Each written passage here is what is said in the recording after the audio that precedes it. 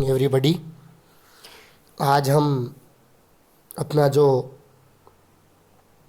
कविता का जो खंड है उसमें हम चौथा लेसन फोर्थ लेसन पढ़ेंगे, जो सुमित्रा नंदन पंत का लेसन है जिसका नाम है वे आँखें। आँखें सब लोग जानते हैं। ये लेसन हम पढ़ेंगे। पहले हम ये जो सुमित्रा नंदन पंत जी हैं, इनके बारे में, इनका परिचय हम पढ़ेंगे। इनका जो मूल नाम है वो गोसाई दत्त था। सुमित्रा नंदन पंत का मूल नाम गोसाई दत्त था। इनका जन्म सन 1900 ईस्वी में कौसानी, जिला अल्मोड़ा, उत्तराखंड, उत्तरांचल ओल्ड नाम है, पुराना उत्तराखंड स्टेट के अल्मोड़ा डिस्ट्रिक्ट के कौसानी गांव में इनका जन्म हुआ 1900 में। इनकी प्रमुख रचनाएं, इनकी रचनाओं का नाम है वीणा, ग्रंथि, पल्लव, गुंजन, युगवाणी, ग्राम्य, चितंबरा, उत्तरा, स्वर्ण किरण, कला और बूढ़ा, चांद, लोकायतन। ये इनकी रचनाओं के नाम हैं। इन्होंने जो रचनाएं लिखी हिंदी में। इनको भारतीय ज्ञानपीठ पुरस्कार मिला। हिंदी का जो पहला भारतीय ज्ञानपीठ था, हिंदी में जो दिया गया था, हिंदी में जो मिला वो 1968 में इनको ही मिला था। इनकी रचना थी, इनकी रचना पे इनको, चितंबरा पे इनको भारतीय ज्ञानपीठ मिला 1968 में इनको ज्ञानपीठ मिला था। अपने जो कैंपस में, जो कन्नड़ में जो जिनको ज्ञानपीठ पुरस्कार मिला है, उनकी जो तस्वीर लगी हुई है, वही पुरस्कार 1968 का इनको, सुमित्रा नंदन पंत को मिला था। साहित्य अकादमी, सोवियत लैंड नेहरू पुरस्कार, पद्म भूषण, ये सब इनको अवार्ड मिले। इनकी मृत्यु 1977 में हुई। छायावाद के महत्वपूर्ण स्तंभ सुमित्रा नंदन पंत प्रकृति के चितेरे कवि हैं।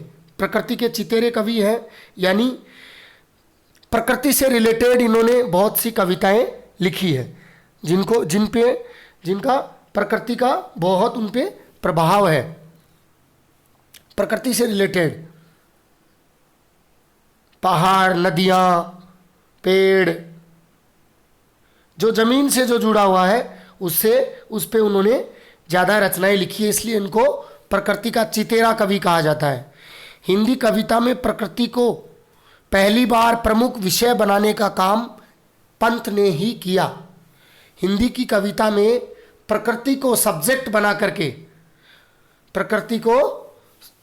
बनाकर इन्वायरमेंट, पर्यावरण को, प्रकृति को, पेड़ पौधों को, इनको सब्जेक्ट बना करके सबसे पहले जिन्होंने कविताएं लिखी वो कौन थे? पंत। उनकी कविता प्रकृति और मनुष्य के अंतरंग संबंधों का दस्तावेज है। इनकी जो कविता है उसको प्रकृति और ह्यूमन, मानव को, दोनों को जोड़ करके, उनका रिलेशन बना करके इन्होंने कविताएं लिखी।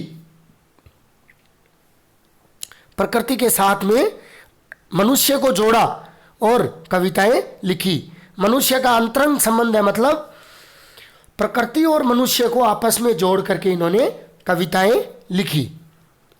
इनकी प्रारंभिक शिक्षा प्राइमरी कौसानी गांव में, उच्च शिक्षा हायर सेकेंडरी और सेकेंडरी बनारस और इलाहाबाद में हुई।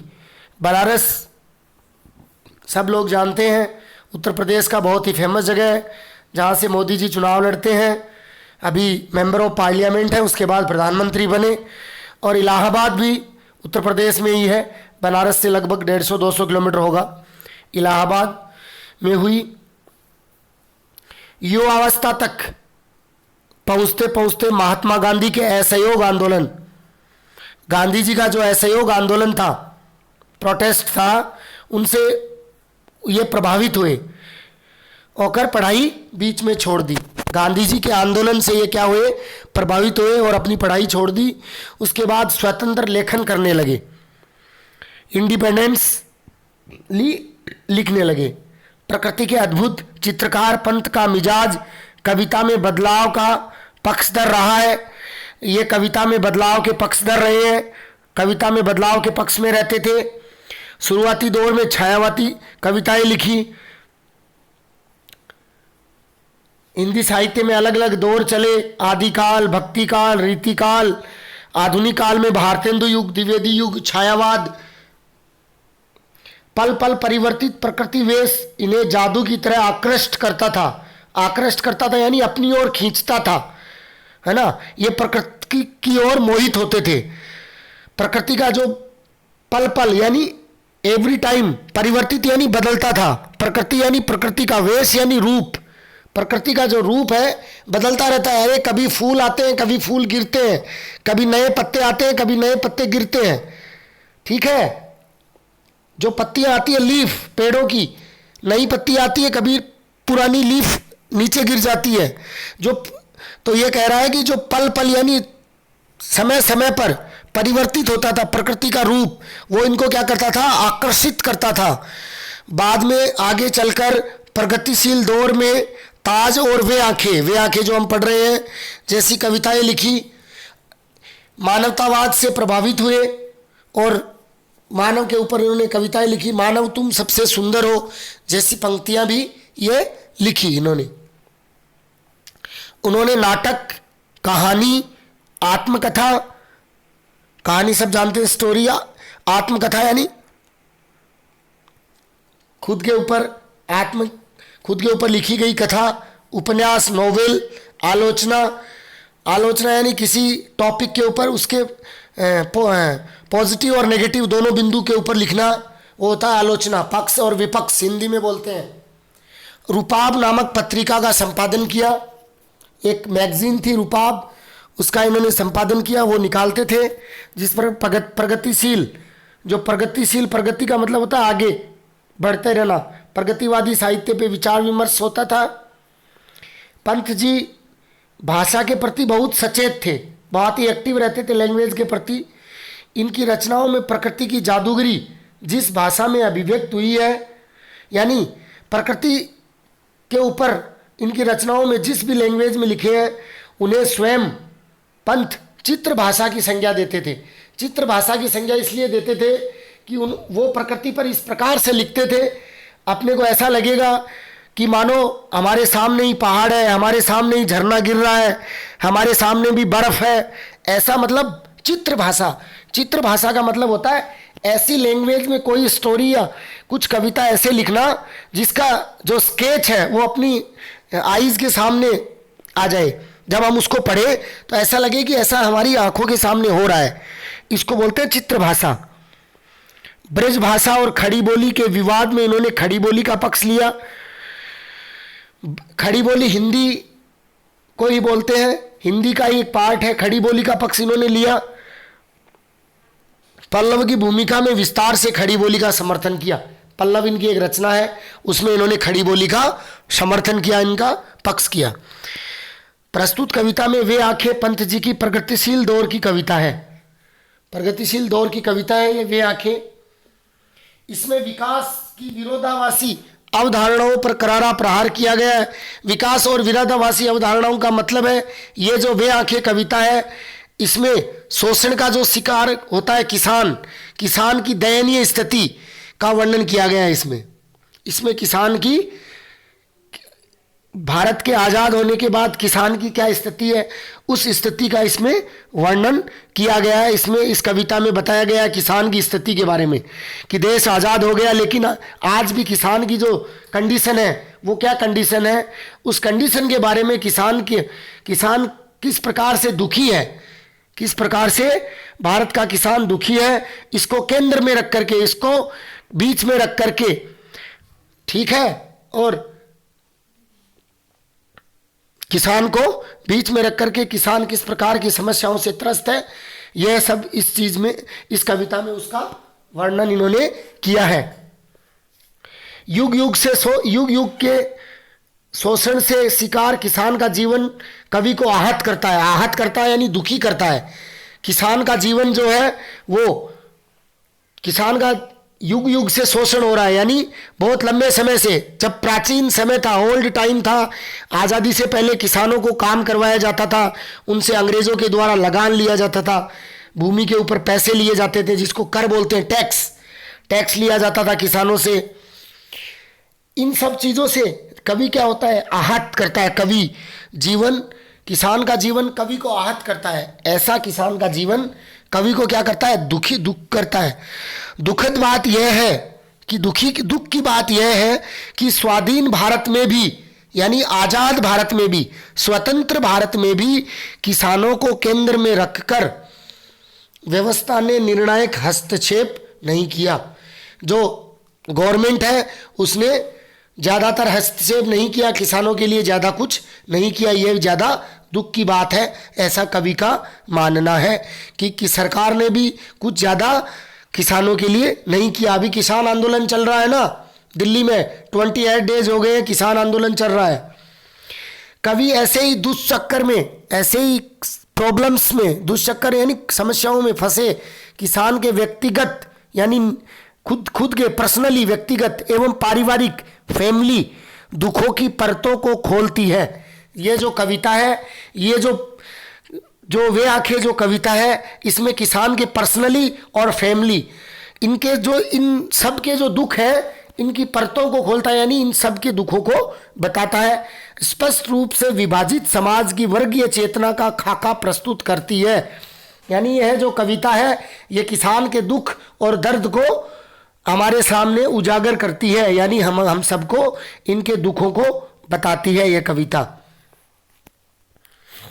देखिए, अंधकार की गुहा सरीखी, उन आंखों से डरता है मन, भरा दूर तक उनमें दारुण, दैन्य दुख का नीरव रोदन, वह स्वाधीन किसान रहा, अभिमान भरा आंखों में इसका, छोड़ उसे मझधार आज संसार कगार सदृश, संसार कगार सदृश बह खिसका। देखो, गुहा यानी होता है गुफा। गुफा यानी पहाड़ के बीच में, जैसे पहाड़ को काट करके अंदर छोटी छोटी गुफा, उसको गुफा बोलते हैं। अंधकार यानी अंधेरा। अंधकार की गुहा सरीखी, सरीखी यानी समान। किसानों की दुर्दशा है वो अंधेरी गुफा के समान भयानक लग रही है। उन आंखों से डरता है मन, कि उनकी आंखों से मन डरता है। भरा दूर तक उनमें दारुण, दारुण का मतलब क्या होता है, दारुण का मतलब होता है भयानक, भयंकर, डेंजर। घोर यानी होता है निर्दय, घोर यानी होता है निर्दय। दैन्य दुख का नीरव रोदन, रोदन का मतलब होता है रोना। दैन्य दुख का नीरव रोदन, रोदन यानी रोना, रोदन यानी नीरव यानी मौन, साइलेंस। नीरव यानी मौन, शब्द रहित, जिसको बोलते हैं मुंह से आवाज नहीं निकलना, रोना, विलाप करना। नीरव यानी बिल्कुल साइलेंट, रोदन यानी रोना।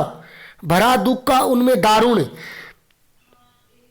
भरा उनका, दारुण का मतलब भयानक बताया मैंने। निर्दय मतलब,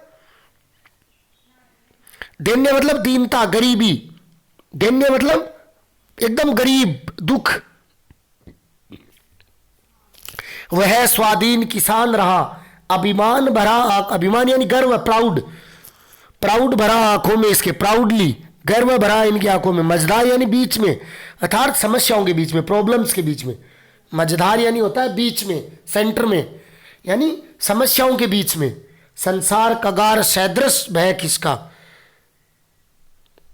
मझधार यानी, कगार यानी नदी का किनारा, नदी का ऊंचा किनारा, एक रेत का टीला। सदृश यानी होता है समान, रेत के टीले के समान, रेत के टीले के समान। अब देखिए इसका अर्थ देखिए स्टार्टिंग से, इसमें यह कह रहा है कि अंधकार की गुहा सरीखी, कि किसान की आंखें हैं वो दुख और गरीबी से भरी हुई अंधेरी गुफा के समान भयानक लगती है। जो गुफा होती है पहाड़ की, उसके समान उनकी आंखें लग रही हैं। आंखें, अंधकार, अंधकार जानते हैं ना, डार्कनेस, अंधेरी गुफा के समान जो किसान है उसकी आंखें लग रही है। जिस प्रकार अंधेरी गुफा के भीतर झांकने से डर लगता है, कवि कह रहा है कि जिस प्रकार से जो गुफा होती है जिसके अंदर अंधेरा होता है, उसके अंदर देखने से डर लगता है, उसी प्रकार किसान की आंखों में देखने से भी भय लगता है। किसान जो कवि है उसको किसान की आंखों में देखने से डर लगता है। वो कह रहा है कि किसान की आंखें जो हैं वो गरीबी से और दुखी होने से ऐसी हो गई है जैसे एक गुफा होती है, उसके अंदर देखने से डर लगता है, उसी प्रकार से किसान की आंखों में देखने से डर लगता है, क्योंकि उनकी रोशनी की कोई चिंगारी नहीं दिखाई देती, क्योंकि गुफा में कोई भी रोशनी नहीं होती है ना, लाइट थोड़ी होती है गुफा के अंदर, अर्थात उनमें आशा की कोई भी किरण नहीं है, इनमें उम्मीद की कोई किरण नहीं है कि किसान की दशा सुधरेगी। केवल दरिद्रता है, उनकी आंखों में गरीबी का दुख और कष्ट सहे जाने का मौन व्याप्त है। जो साइलेंस है यह ना, देख दून नीरव रोदन, वो आंखें क्या है, वो रो रही है, और क्या है, एकदम साइलेंस है, बिल्कुल कुछ भी बोल नहीं रहा है, उनको कष्ट है, आंखों में गरीबी और दुख का क्या है, कष्ट सहे जाने के कारण किसान क्या है, मौन है, इसलिए उनकी आंखों में झांकने का उसे साहस नहीं होता, कवि को उनकी आंखों में देखने की हिम्मत नहीं होती। वह स्वाधीन किसान रहा। आज स्वतंत्र भारत में भी किसान स्वाधीन हो गया है, इस बात का अभिमान उसकी आंखों में भी झलकता है। वह स्वाधीन किसान रहा, अभिमान भरा आंखों में इसका, अभिमान यानी गर्व, प्राउड, वो प्राउड कि किसान आज आजाद भारत का हिस्सा है, वह उनकी आंखों में इसका दिखाई देता है, ऐसा उनकी आंखों में झलकता है। लेकिन दुख इस बात का है कि स्वाधीन होने के बाद भी उनकी दशा में, किसान की दशा में, किसान की कंडीशन में, स्थिति में कोई भी सुधार नहीं हुआ है। छोड़ उसे मझधार यहाँ, यानी आज भी वो समस्याओं से चारों ओर से घिरा हुआ है। किसान है, उसकी स्थिति आज भी अच्छी नहीं है, वो चारों ओर से क्या है, घिरा हुआ है। उन्हें स्वतंत्रता का कोई लाभ नहीं मिला है, आज भी उसे स्वतंत्रता का कोई लाभ नहीं मिला है, उसकी स्थिति जैसे पहले थी वैसी ही आज है। अरे स्वतंत्र किसान खुश तो है, लेकिन वो आज भी, लेकिन दुख किस बात का है, दुख इस बात का है कि आज भी वो समस्याओं से घिरा हुआ है।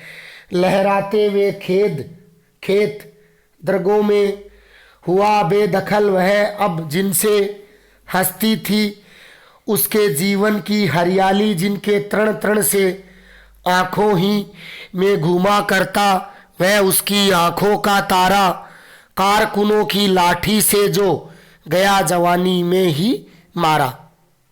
दृग यानी आंख, नेत्र। लहराते हुए खेत दरगों में, आंखों में, बेदखल यानी निकाल देना, कोई किसी प्रकार का दखल नहीं देना, बेदखल कर देना, यानी जैसे एक सेंटेंस में समझाऊं तो उसको उसकी प्रॉपर्टी से बेदखल कर दिया, यानी प्रॉपर्टी का हिस्सा नहीं दिया, उसको बाहर कर दिया प्रॉपर्टी के हिस्से से,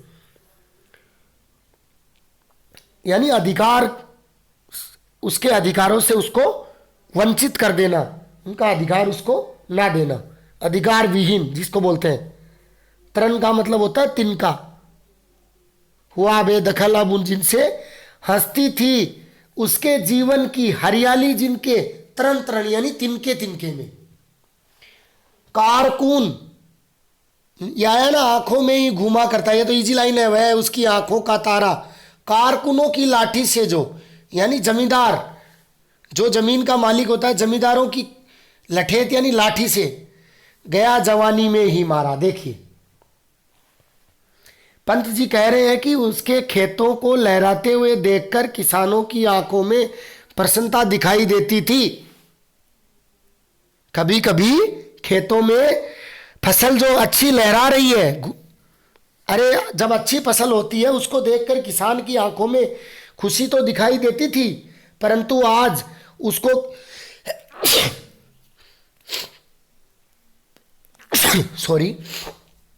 परंतु आज उसको खेतों से अलग कर दिया गया है। जो खेतों में जो फसल होती थी अच्छी, उसको देखकर किसान खुश होता था, लेकिन आज उनको खेतों से अलग कर दिया गया है। जिन खेतों में फैली हरियाली के कारण खेतों में ग्रीनरी को देख करके, हरियाली को देख करके, तिनके तिनके को देख करके उनका मन खुशी से झूम उठता था। आंखों ही आंखों में घूमा करता वह उसकी आंखों का तारा, हंसी हंसी उसके जीवन की हरियाली जिनके तरण तरण से, यानी तरण तरण यानी तिनका तिनका, एक एक छोटा छोटा